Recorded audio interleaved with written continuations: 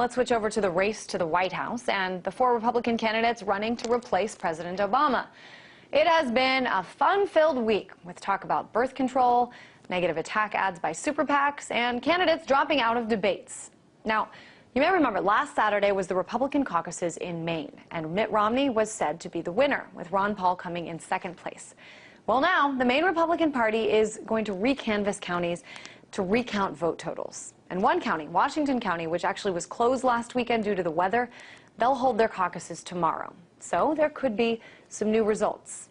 But the bottom line is this system, the process of choosing a presidential nominee, it's not working so well these days. We already had Iowa, in which Mitt Romney was announced the winner. It turned out Rick Santorum won. And now this. So let's talk about the system and also about the view of one of the candidates, Ron Paul, with Charlie McGrath, the founder of wideawakenews.com. Hey there, Charlie. Let's just talk a little bit about this week. And a lot of Ron Paul supporters are certainly pretty upset about what happened in Maine, with announcements coming out prematurely, the results of some of the primary results, the caucus results, being lost in spam mailboxes of the election head.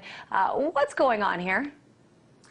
Well, yeah, it's hard to say what's going on. I mean, we knew going into it that vote count wouldn't be necessarily be able to be reported last week as being factual. It's going to take some time for it to work out, and hopefully he ends up with the win in his column. But I mean, this is so completely the typical left-right game. The GOP has its favorites. Mitt Romney needed a win really bad, so he went and spent a day there, and he was announced the winner. I think the good news is Ron Paul in 2008, his performance it wasn't even close to what we're seeing now in 2012. So even if he comes in second, even if he just remains in the middle of this pack of 4, I think his support is growing because his message is legitimate, and it's the best thing for this country. And his message is certainly very different from sort of the standard line of the Republican Party. A lot of, kind of old school Republicans are a little bit uncomfortable by the idea of Ron Paul, not just by his message, but the fact that he is unwilling to preach what they want him to preach.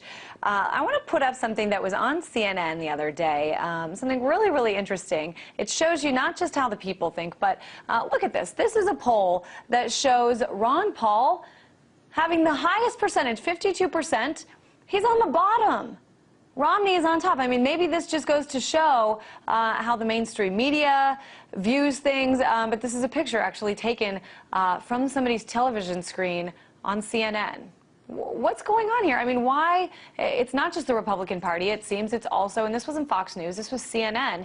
It's also some of the mainstream media that hasn't. All the mainstream media, they want to treat him like your crazy uncle.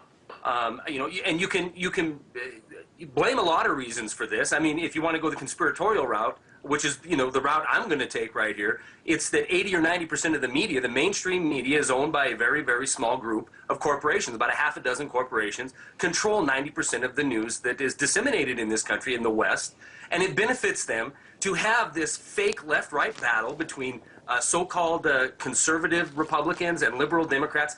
But, Christine, we know that there's absolutely no difference. You talked about some of the topics that were up this week. We're talking about abortion, gay rights.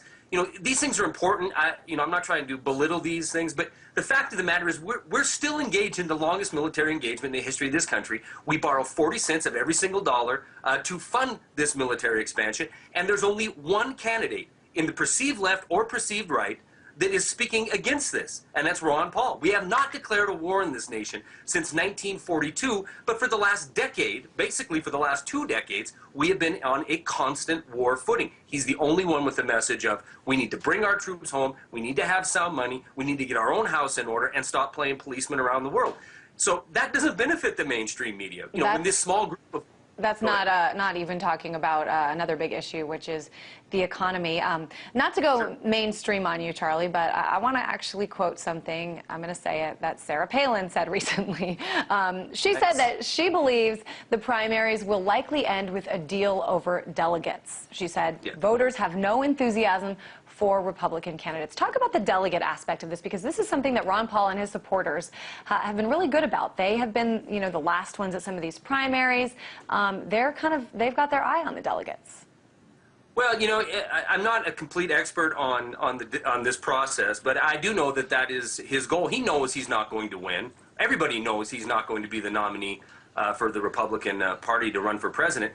But what I believe what he's trying to do is try to amass enough delegates that he will have a voice in helping shape policy that is a sane policy. So I think, you know, for what he can hope for, the money that he has, I think that the best, from his point of view, the best thing he could do is keep on spreading his message, amass delegates, and then maybe interject some sanity during the convention, and maybe be heard, and maybe speak on behalf of the American people on some of the topics that we've covered here today. Certainly, no matter what we see in the polls, that message has really, really had a hand in shaping, changing even the discussion during this primary season. And I think it's an important one not to be ignored. Charlie McGrath, founder of WideAwakeNews.com.